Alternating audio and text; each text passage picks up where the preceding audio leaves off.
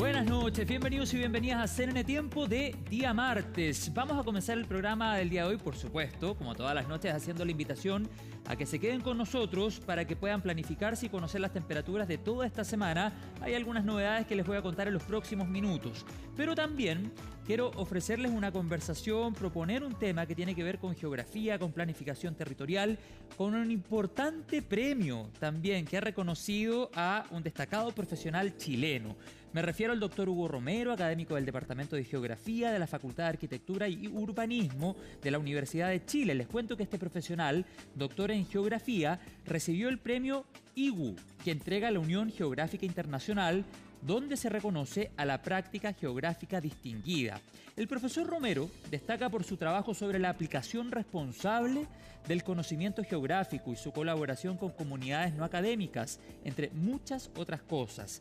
De hecho, su trayectoria ha estado dedicada a vincular investigación, conocimiento territorial y comunidades. Vamos a abordar este tema, pero también desafíos para nuestros territorios, y lo conversamos a esta hora en CNN Tiempo, y lo hacemos con el premiado, ya lo vemos en la pantalla. Yo me refiero, como les decía anteriormente, al doctor Hugo Romero Aravena, quien además, y permítame, profesor, decir, quien además es Premio Nacional de Geografía 2013, otorgado por Xochitl, además de Premio Milton Santos del año 2019. ¿Cómo le va, profesor? Muchas gracias por su tiempo y buenas noches.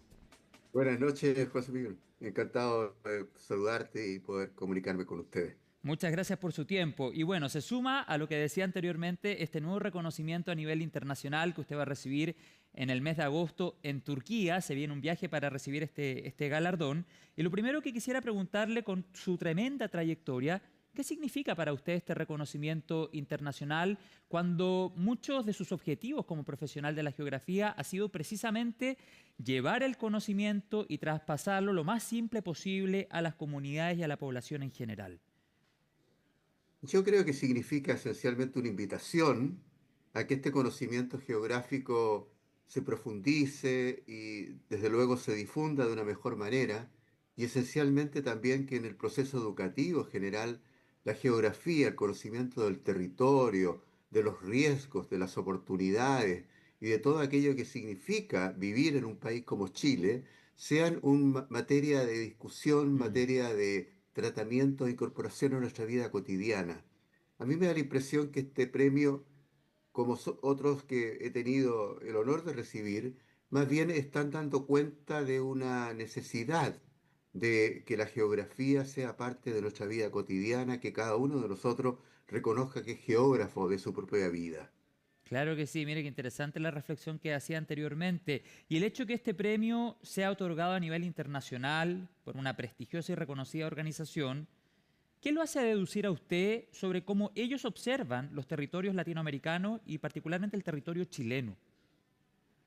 Ese es un tema fundamental.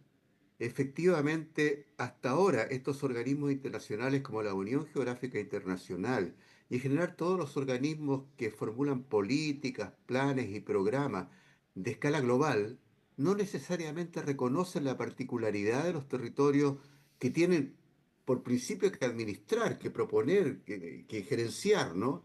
Entonces se produce en general una contradicción entre las disposiciones, las políticas y los planes que allí se formulan y el efecto que ellos tienen sobre nuestros territorios. Mm. Por ejemplo, el caso de la transición energética. ¿No es cierto? Se trata de, por supuesto, de combatir el cambio climático, estamos todos de acuerdo con aquello. También es sustituir los combustibles fósiles por electricidad, otra vez estamos todos de acuerdo. Pero sin embargo, cuando empezamos a ver las fuentes, por ejemplo, de litio, que es un mineral imprescindible para esta transición energética, nos encontramos con la construcción de territorios de sacrificio. Mm. Entonces, efectivamente, nuestros salares, nuestras comunidades indígenas que allí residen y todo el territorio que está siendo impactado por esta necesidad de dotar al mundo de un mineral estratégico como el litio, empieza a sufrir costos importantes sobre los recursos hídricos, sobre la estructura social, sobre el tejido comunitario, y todo aquello entonces se termina transformando en un costo importante para nosotros sin que los beneficios sean igualmente percibidos. Entonces, efectivamente, la la necesidad de que estos organismos internacionales puedan dar cuenta de estas contradicciones y, por otro lado, considerar debidamente estos efectos en las políticas globales, por supuesto traducida después en políticas nacionales, regionales y locales, todo esto forme parte de un todo integrado y no sigamos actuando de una manera tan desarticulada como estamos presenciando actualmente. Claro, ¿y cómo generar esa comunión?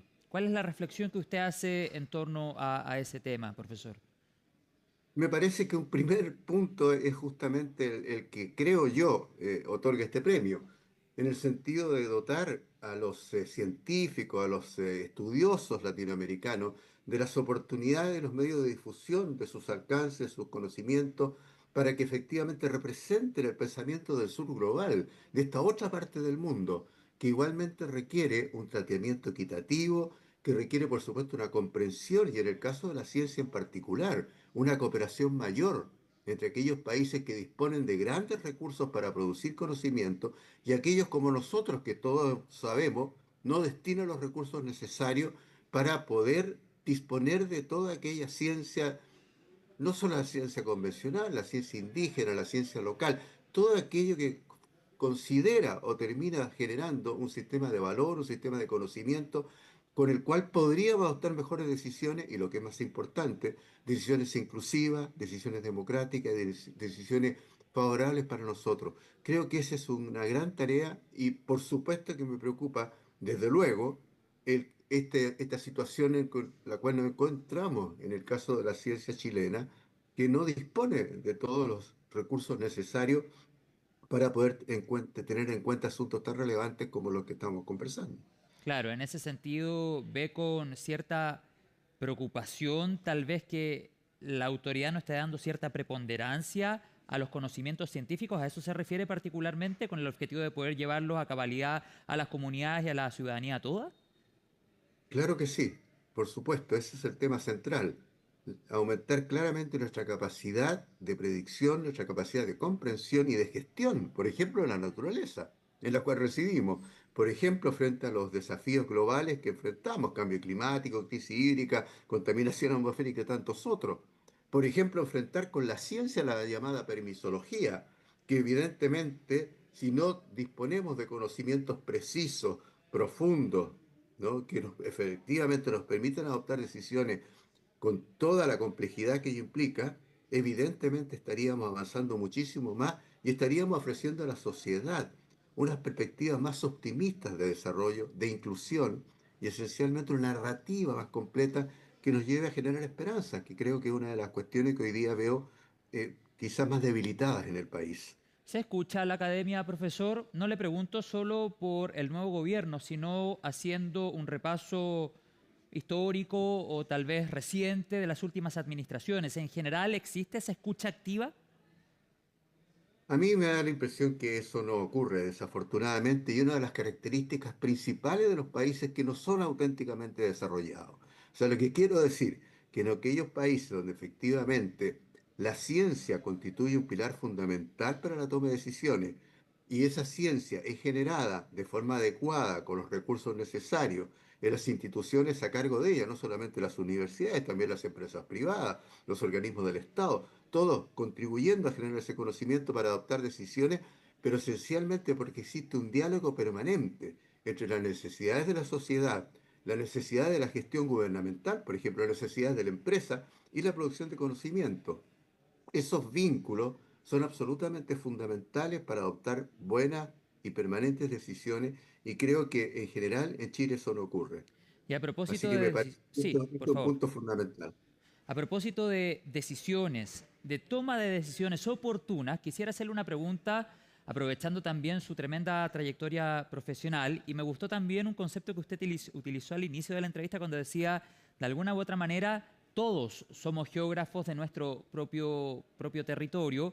Ahí está el afán que usted ha llevado por delante en medio de todos estos años de democratizar el conocimiento. Las plataformas digitales sirven mucho para aquello también, en dar contenido simple pero entendible, etcétera. Pero ya vamos a hablar de eso y la difusión. Pero quisiera hacerle una pregunta de cómo lograr cambiar el paradigma a pocos días que inicie el invierno. Ya con el fenómeno del niño acá ha sido oficializado por la NOAA hace pocos días atrás, que ya está en este lado del planeta, y a pocos días del inicio del invierno y con eventuales emergencias que ojalá no sucedan, pero podrían pasar por sistemas frontales o por la respuesta de un territorio que tal vez no está lo suficientemente preparado para recibir precipitaciones intensas en algunas zonas del país. ¿Cómo cambiar el paradigma de la reacción a la prevención? No, sin duda, es un tema fundamental reconocer que la geografía de nuestros territorios, y por eso la geografía cotidiana en la cual nos toca desenvolvernos a todos, ¿no? Sí. Está sujeto a un conjunto importante de amenazas, ¿no? Y que por supuesto tienen que ver con nuestra posición geográfica frente a los frentes polares que usted menciona, frente a la activación del monzón amazónico en el caso de las lluvias del norte del país, frente a la presencia permanente de esta oscilación, ¿no es cierto?, del sur entre fenómenos niño y niña, que son fundamentales en nuestra condición climática. Entonces, un país que enfrenta incertidumbre, que por su larga geografía, por su tremendo peso de la verticalidad de su territorio, no un territorio tan angosto y sin embargo enormemente variado de norte a sur, de este a oeste, cualquier lugar que nos ubiquemos, es un territorio muy complejo, que presenta, por supuesto, diversas combinaciones posibles de amenazas, pero al mismo tiempo desafíos. Entonces la sociedad chilena tiene que asumir de que vivimos en un territorio de incertidumbre, de cambio, ¿no?, de amenaza, y que por supuesto tenemos que enfrentarlas de una manera, como usted menciona, preventiva. Las historias de los desastres en Chile, todos ellos, inundaciones, sequía, aluviones, obviamente terremotos y tsunamis, son historias repetidas. ¿No? Hay testimonios en todo nuestro territorio de aquello. Basta visitar el desierto de Atacama y ver Mm. todos los resabios de múltiples quebradas, de múltiples aluviones que han ocurrido en épocas históricas y que siguen ocurriendo cada cierto tiempo, como lo demuestran las últimas inundaciones, por ejemplo, de Chañará, la destrucción de Copiapó y tantos otros hechos actuales. Entonces, efectivamente, tenemos que incorporar esto en nuestra ciencia, en nuestra educación, en nuestro comportamiento habitual. Y desde luego, prepararnos en cada caso. Creo que nunca estamos suficientemente preparados. Creo que todavía el conocimiento de los fenómenos naturales, su recurrencia o su impacto específico sobre nuestro territorio sigue siendo absolutamente insuficiente, ¿no? Y creo que ahí hay un esfuerzo muy importante, pero de la misma manera hay un esfuerzo muy importante en la educación. Creo que el desaparecimiento de la geografía como una ciencia fundamental en la educación ha sido y tiene un alto costo en el comportamiento social y por supuesto en el efecto de estos desastres sobre nuestro territorio. Creo Mm. que ahí hay una deuda Importante. muy significativa. Sí, ¿y en qué lo ve en la práctica esa merma que genera la falta o la carencia de la educación geográfica? Bueno, se ve claramente en que las decisiones que se adoptan muchas veces ocurren sin tener en cuenta las particularidades y los desafíos de los territorios, o las oportunidades también, Exacto. que son igualmente relevantes. Entonces, efectivamente, muchas de las cuestiones son asumidas después como desastres, ¿no? Y no se considera de que efectivamente se transforman en tales en la medida que la vulnerabilidad de la sociedad, o sea, su incapacidad de predecir, y adoptar medidas defensivas adecuadas o de resistencia y resiliencia adecuada, pues, contrarían efectivamente esta necesidad de efectivamente disponer de los conocimientos a todo nivel para estar preparados frente a todos estos eventos que son tan recurrentes y que significan costos muy importantes en nuestra vida cotidiana. O sea, volvemos a la idea de que la geografía cotidiana en la que nos desenvolvemos, vea usted cómo se ven interrumpidas. Basta una lluvia de 25 milímetros en Santiago para que la metrópoli más importante y global del país se paralice Mm. completamente, Sí, o por lo sí. menos se vea obstruida cabalmente, ¿no? ¿Cómo es posible que, transcurrido tantos años con la geografía que tenemos, una geografía montañosa, de pie de monte, de decenas de quebradas que descienden de la montaña, que todas esas montañas están experimentando grandes cambios, que ya el hielo no se retiene, que la lluvia predomina, que el escurrimiento cada vez tiende a ser mayor, que la impermeabilización de los suelos por urbanización también es mayor? O sea, estamos haciendo exactamente todo lo contrario a lo que teníamos que tener en cuenta.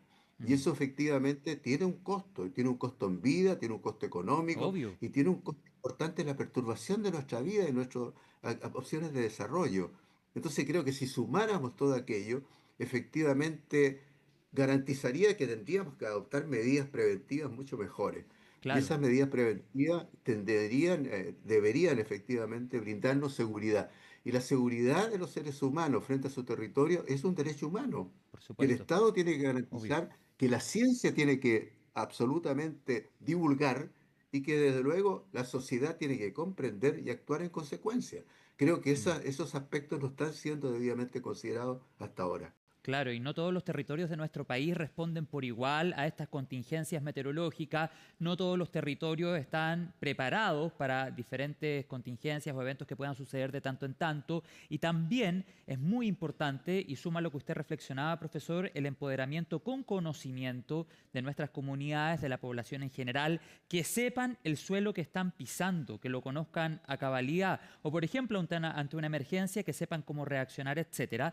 Pero por otro lado, y ahí me voy a la vereda de las autoridades, que exista un cabal conocimiento y una protección a zonas que al momento de una emergencia pueden ser súper importantes. Y quiero ejemplificarlo con los humedales. Hoy día tenemos una ley de humedales urbanos, pero nos falta una legislación que aborde los humedales rurales, que son la mayoría en nuestro país. Y son esos humedales, esos cuerpos de agua, zonas sumamente importantes, por ejemplo, a la hora de prevenir una inundación, porque muchas veces actúan como verdaderas esponjas. Entonces, también la conversación tiene que ir más allá de solo la ciudadanía. Aquí una legislación puede cambiar radicalmente el panorama, digámoslo, profesor.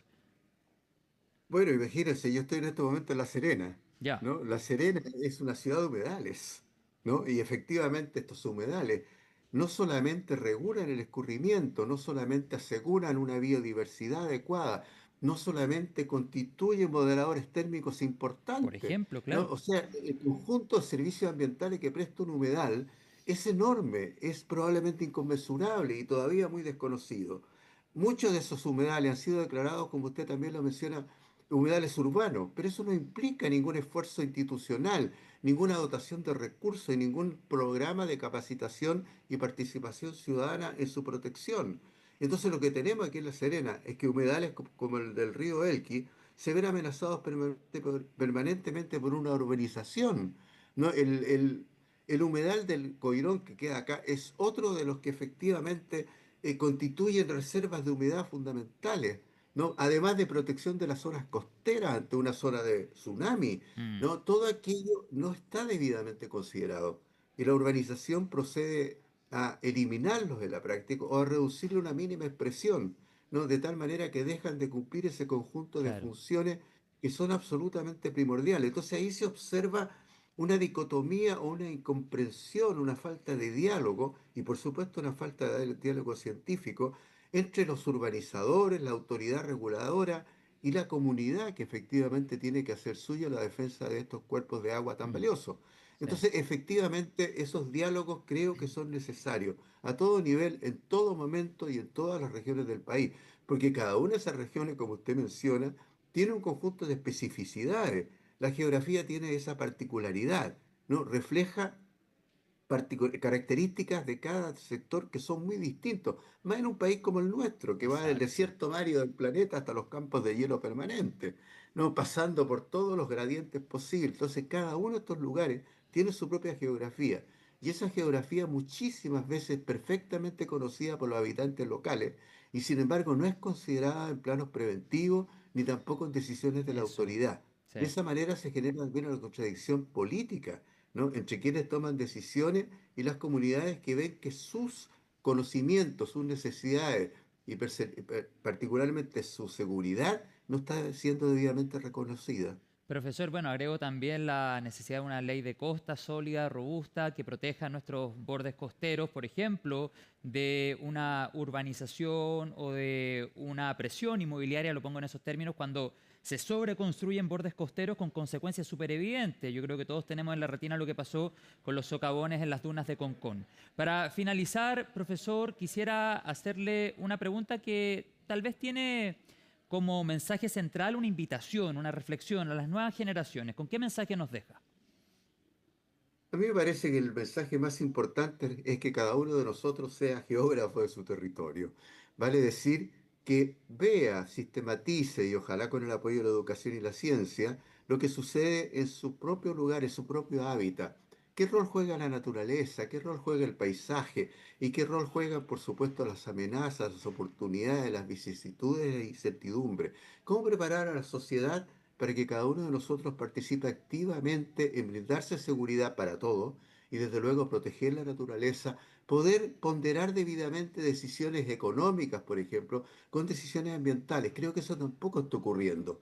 Y me temo mucho que este último tiempo hemos escuchado una disminución significativa de las cuestiones ambientales, ¿no? En virtud de que se tiende a pensar que el crecimiento económico que necesitamos puede prescindir de las regulaciones, puede prescindir de las resiliencias que son fundamentales.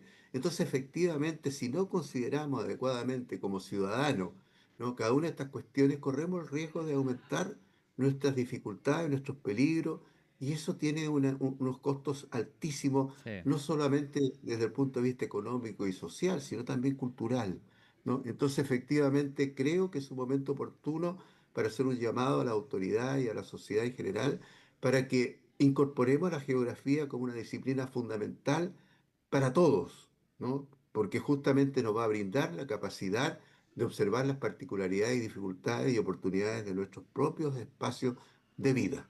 Claro, además de necesaria, es súper entretenido estudiar geografía y eso lo digo a título personal. Nuestro país también es tan particular que nos da la posibilidad de ir conociendo, estudiando paisajes tan diferentes y que no necesariamente están a tanta distancia. Imagínense lo que pasa en varias zonas del país.